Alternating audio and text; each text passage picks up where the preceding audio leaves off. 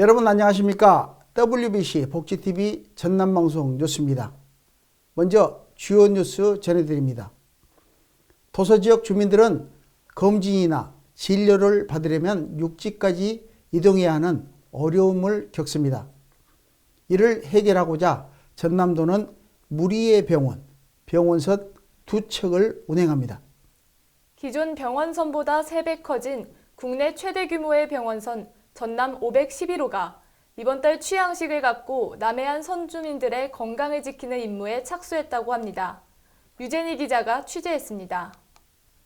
최첨단 의료 장비와 친환경 하이브리드 시스템을 갖춘 병원선 전남 511호가 여수 엑스포항에서 취향식을 갖고 남해안 도서 지역 주민의 건강을 지키는 임무에 나섰습니다. 전남 511호는 23년 설령의 노후 병원선을 대체한 것으로 섬 운항의 안전성과 섬 주민 진료 환경 개선을 위해 132억 원을 들여 새롭게 건조됐습니다. 선박 규모는 390톤으로 국내 병원선 가운데 가장 크며 최대 승선 인원 48명, 최대 항속거리 1040km, 최대 속력 18노트로 섬 지역 응급 환자 발생 시 긴급 이송이 가능합니다. 병원을 방문하기 어려운 도서 지역 주민들을 위해 병원선은 의과, 한의과, 치과진료실, 방사선실, 물리치료실, 임상병리실 등 전 분야를 아우르는 진료 공간을 갖췄습니다. 전남도는 남해안권과 서해안권 67개 섬을 대상으로 병원선을 운영해 지난해 2만 5천여 섬 주민에게 의료 서비스를 제공했으며 이번에 건조된 전남 511호는 연간 170일 이상 남해안을 돌며 진료 활동을 펼칠 예정입니다. 복지TV 뉴스 유진입니다. 다음 뉴스입니다. 장애 아동을 키우는 가정은 각종 치료비로 인한 부담이 큽니다. 광양시에서는 민관이 손을 모아 지역 장애 아동을 지원하는 희망의 징검다리 사업이 올해로 6년차를 맞이했다고 하는데요. 전문 강사가 진행하는 재활 프로그램과 봉사자들이 함께하는 숲 체험 등으로 지역 장애 아동의 건강한 성장을 지원하며 큰 호응을 얻고 있습니다. 황영재 기자입니다. 광양시 장애아동의 신체 발달과 정서 안정을 지원하는 희망의 징검다리 사업이 올해로 6회째를 맞아 경과보고와 함께 발대식이 열렸습니다.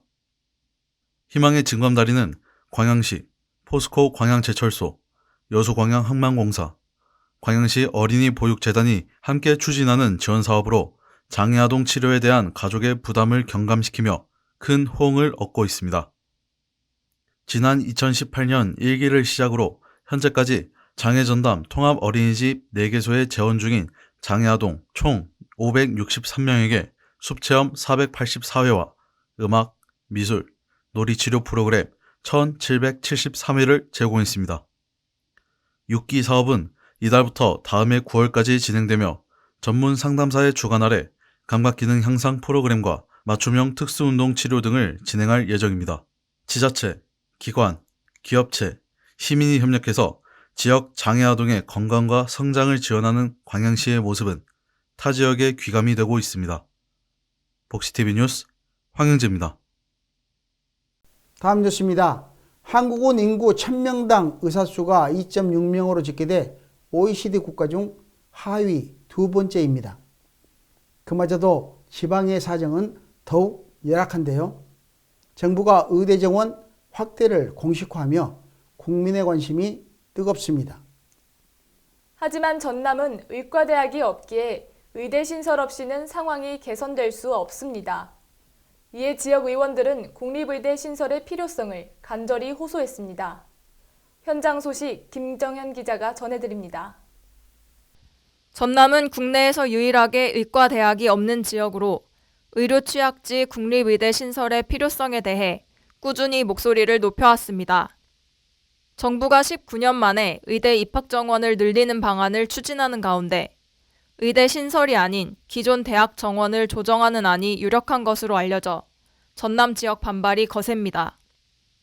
전남 의원들은 국회에서 기자회견을 열고 삭발까지 단행하며 국립의대 설치의 필요성을 강조했습니다. 17개 광역자치단체 중에서 유일하게 의과대학과 대학병원이 없는 전남 지역에 의과대학과 대학병원이 이번에 반드시 신설되어야 합니다.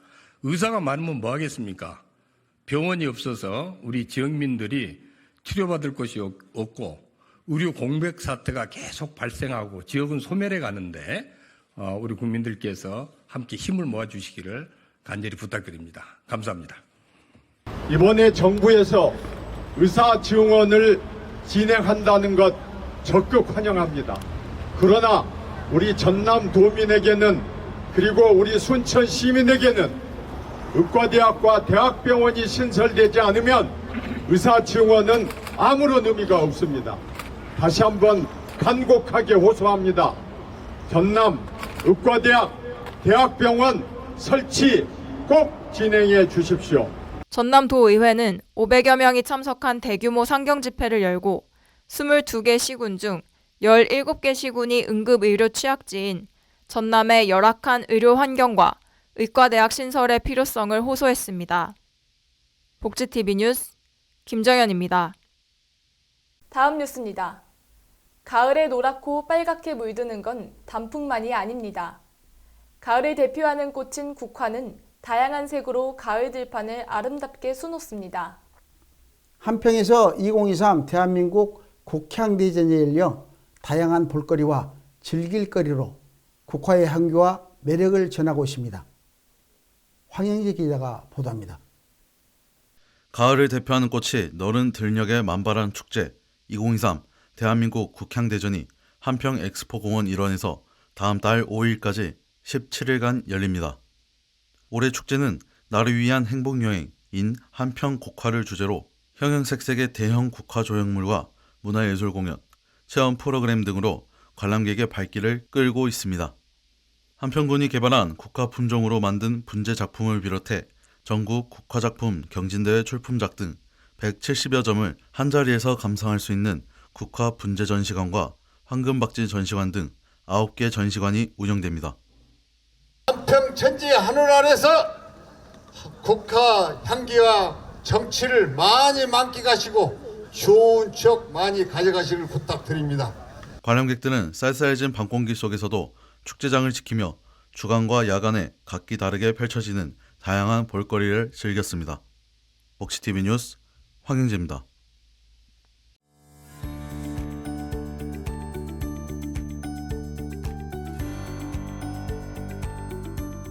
전남 각 지역의 단신 뉴스 전해드립니다.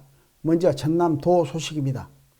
전남장애인체육회는 제43회 전국장애인체육대회 전남선수 결단식을 개최하고 종합 5위 목표 달성을 다짐했습니다. 전남도 장애인체육회 선수단장인 김영록 도지사는 부단장인 박정현 상임부회장에게 선수단기와 격려금을 전달하며 선수들의 선전을 당부했습니다. 이번 대회는 오는 11월 3일부터 8일까지 6일간 목포 종합경기장을 비롯해 도내 38개 경기장에서 31개 종목이 개최되며 전남에서는 선수와 임원 745명이 참가합니다. 다음 소식입니다. 지난주 전남 각지에서는 가슴 아픈 역사를 되새기고 희생자의 넋을 추모하는 11.9 사건 합동 추념식이 열렸습니다.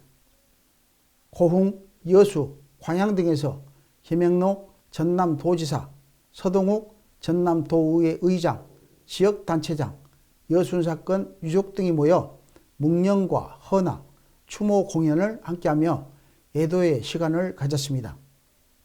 전남동부시군은 다음 달 초까지 여순사건을 기리는 추모 문화제와 공연으로 과거사를 기억할 예정입니다.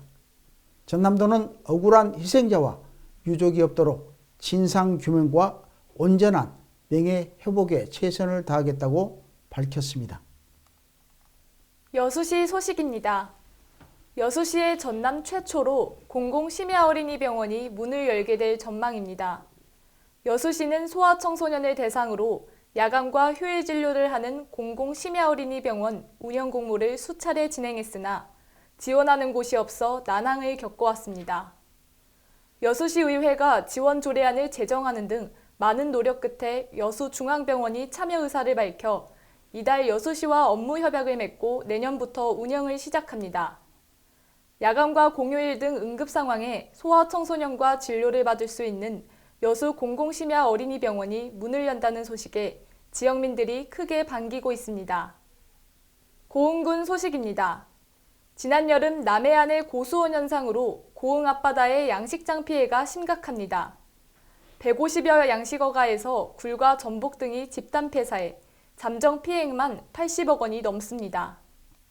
고흥군은 이 같은 고수온 현상에 선제적으로 대응하기 위해 약화 산소 공급기와 차광막 설치 등에 3억 4천만 원의 예산을 사전 지원한 바 있습니다. 군은 정확한 피해 원인과 규모가 나오는 대로 피해 복구 계획을 수립해 어업인 지원에 최선을 다하겠다고 밝혔습니다. 다음으로 지역의 문화 소식 전해드립니다.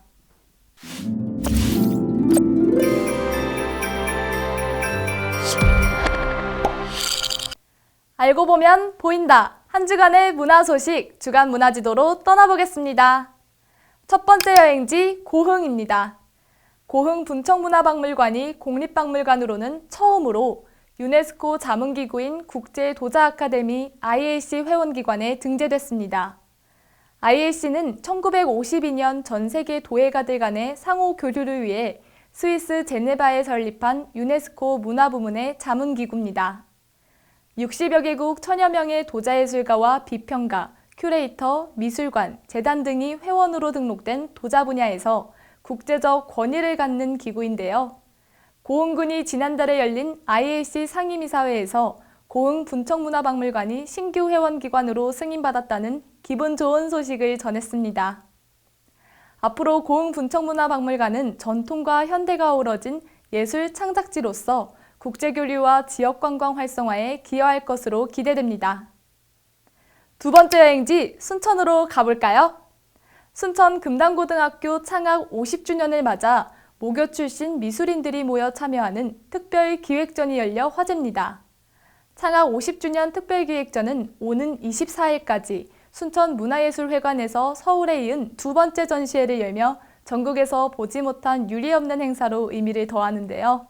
특히 국내외에서 활발히 활동하며 지역 미술의 발전과 위상을 높이는 데 기여하고 있는 김영환, 장완순 등 동문 25명의 화백은 물론 장미화가로 유명한 김덕기 화백과 윤학열 서예가의 작품도 한자리에서 볼 수 있어 관심이 큽니다.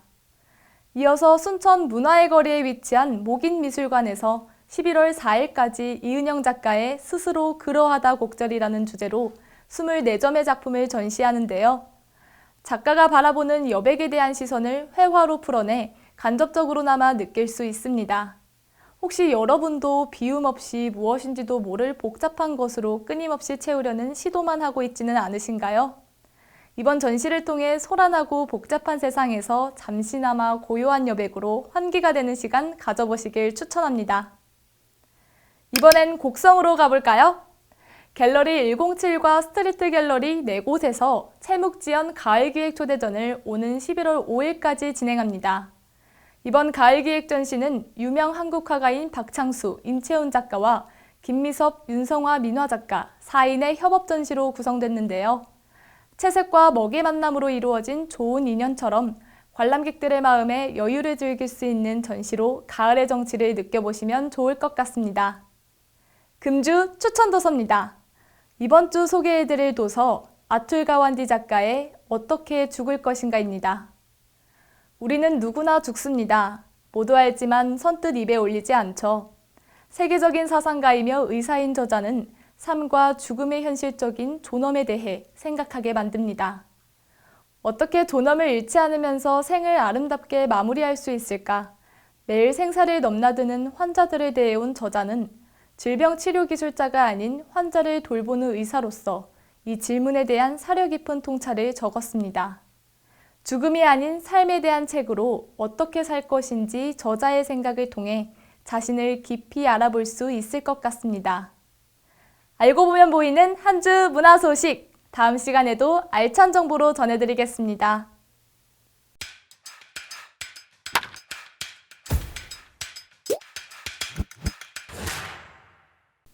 다음으로 전남 지역 간추린 소식 유제니 아나운서가 전해드립니다.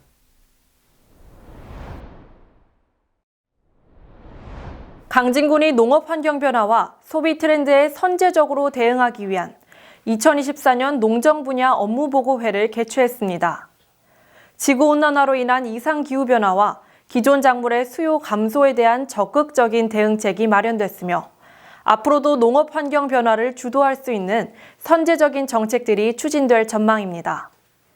목포시가 문화제와 함께하는 목포 근대로의 시간여행, 목포 문화제 야행을 성황리에 개최했습니다. 올해 행사에 새로 추가된 메타버스를 이용한 목포 문화제 야행 체험은 가상공간에서 생생한 현장을 접할 수 있어 어린이들에게 색다른 즐거움을 선사했으며 오는 11월 4일과 5일, 이틀 동안 다시 한번 개최될 예정입니다. 완도군은 미국 LA에서 열린 제21차 세계 한상대회 기업 전시회에서 수산식품 600만 불 수출 계약을 체결했습니다. 또한 완도군의 민간 투자 유치를 위해 총 5개의 미국 부동산 전문 투자 기업과 1,400만 불의 투자 양해각서가 체결되며 지역 내 해양치유 산업이 활성화될 전망입니다. 신안군이 국민권익위원회와 함께 지역 주민 고충 해소를 위해 달리는 국민신문고를 운영했습니다. 달리는 국민신문고는 민원 현장을 방문해 민원 해결을 모색하는 현장 중심의 고충 민원 해결 서비스로 군은 앞으로도 고충 민원 해결을 위해 적극적으로 행정으로 펼치겠다고 밝혔습니다. 한편 군이 농어촌 인력난 문제 해결을 위해 필리핀 마아yon 씨와 계절 근로자 도입을 위한 MOU를 체결했습니다. 이번 협약에 따라 필리핀 마아yon 씨는 우수한 계절 근로자를 선발해 교육을 지원하고 한편 군은 선발된 필리핀 인력을 농어가에 배치해 농어촌 내 일자리 부족 문제를 해결할 방침입니다. 해남군은 총 87억 원의 사업비를 투입해 어업인 정주 환경 개선과 어민 소득 향상을 위해 선정된 어촌 뉴딜 300사업을 준공했습니다. 어촌 뉴딜 300사업은 남성항을 시작으로 활력 있는 어촌을 만들고 지속 가능한 발전을 위한 의지를 모으는 계기가 될 전망입니다. 지금까지 간추린 소식이었습니다.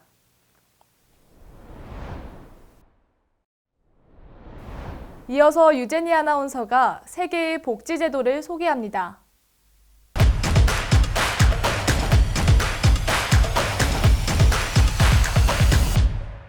선진국들의 다양한 복지 모델을 알아보는 글로벌 웰페어 시간입니다.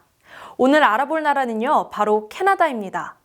캐나다는 장애인 복지 선진국으로 잘 알려져 있는데요.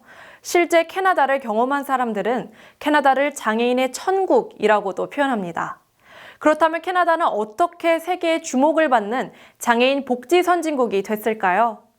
캐나다를 장애인 복지 선진국으로 이끈 요인은 다양하지만 오늘은 장애인을 위한 캐나다만의 특별한 교육 복지를 소개합니다.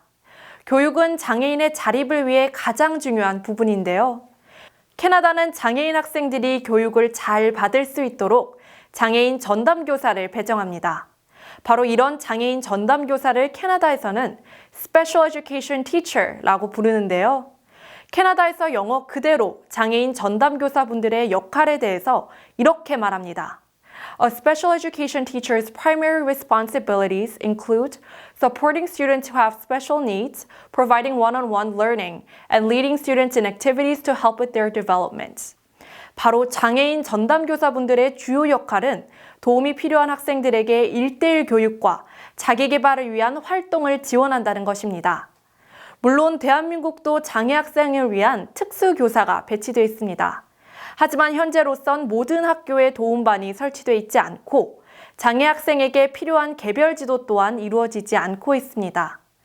반면 캐나다는 특수교육 대상자를 위한 팀을 별도로 운영하며 장애 학생과의 면담, 심리, 정서 등 각 분야에 걸친 종합적인 검사를 실시하는데요.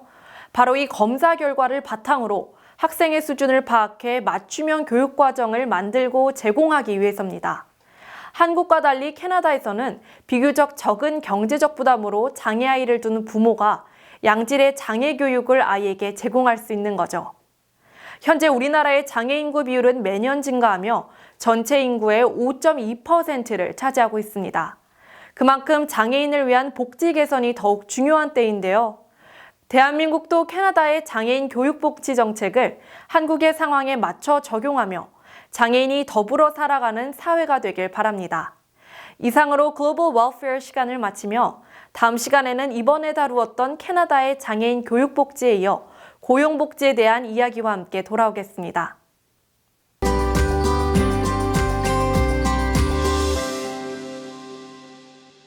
이어서 문화가 소식입니다. 날아다니는 곤충을 사랑하며 딱딱한 껍데기 속 부드러운 알맹이에 관심을 가지는 작가가 있습니다. 도자기로 곤충의 다리와 날개의 움직임을 고스란히 작품으로 나타냅니다. 아주 작은 곤충의 존재가 작가의 상상력과 만나 거대한 조형물로 살아있는 것 같은 느낌을 준다는데요. 도자 설치가 김미진 작가를 만나러 정유정 아나운서가 직접 다녀왔습니다. 경계를 구분하지 않고 다양한 색채가 조화롭게 어우러져 빛을 유발합니다. 자세히 보면 곤충과 나뭇잎 같은 자연물의 잔상이 뒤섞인 듯 보이기도 합니다. 김미진 작가는 곤충을 도자로 제작해 설치 작품을 보여주는가 하면 곤충의 형태를 다양한 변주로 창작하며 장소와 조화를 이루는 작업을 주로 시도합니다. 생명을 갖는 모든 것들을 분절하고 극대화해 의식적으로 미처 깨닫지 못한 부분을 존재하게 함으로써 작품에 의미를 부여합니다. 도자의 파편들이 하나로 모여 거대한 형상을 이루고 가상의 생명체를 만들며 작품은 생명력을 갖습니다. 작가는 살아있는 것과 죽어있는 것의 사이, 공존하는 것과 양립하는 것의 사이를 탐색하고 양면적인 성질에 집중하며 시각화합니다. 저 같은 경우는 쉽게 말하면 상상력을 토대로 하는 작업인데요. 미술적으로 보면 장르는 초현실주의 작가에 가깝다고 보면 됩니다. 그래서 제 작업을 보시고 상상의 나래를 펼 수 있으면 참 좋다고 생각합니다. 위로 보든 아래로 보든 옆으로 돌려서 보든 모든 이제 보는 방향에 의해서 작품이 표현하는 게 달라지거든요. 살아있는 생명체와 날 수 있는 생명체에서 영감을 받으며 특히 곤충에 대한 애정을 표현합니다. 초현실주의 예술 세계를 작업하는 곤충 애호가로 예술에서의 의식 진화 여정을 모색합니다. 작업은 생명인식의 근거에 곤충의 탄생과 소멸을 보여주며 모든 생명의 순환을 일깨우고 나비 효과의 지혜를 체험하는 것과 닮았습니다. 일찍이 곤충을 주제로 작가의 독보적인 개성이 담긴 작품 활동을 꾸준히 이어가며 곤충을 다양한 시각과 조형으로 삼아 일관된 작품 세계를 보여줍니다. 김미진 작가는 작품을 통해 관객들이 바라보는 세상이 양극의 두 이면을 느끼는 것이 좋다고 말합니다. 부드러움 안에 날카로움, 온순한 이면의 폭력성, 아름다움에 대칭하는 추함. 세상을 굳이 이분법적으로 볼 필요는 없지만 겉으로 드러나지 않는 껍데기 속 알맹이의 존재를 조명하고 표현합니다. 곤충을 반복적으로 만들고 그리는 행위를 시작으로 상상력을 극대화하며 오늘도 작가가 꿈꾸는 세계를 만들어갑니다. 복지TV 뉴스 정유정입니다. 어느덧 단풍이 곱게 물드는 시기가 찾아왔습니다. 바쁜 일상이지만 잠시 시간을 내어 소중한 사람들과 나들이를 다녀오시는 건 어떨까요? 높아진 가을 하늘 아래 즐거운 추억 만드는 한 주 되시기 바라며 이상으로 10월 넷째 주 뉴스를 마칩니다. 시청해주신 여러분 고맙습니다.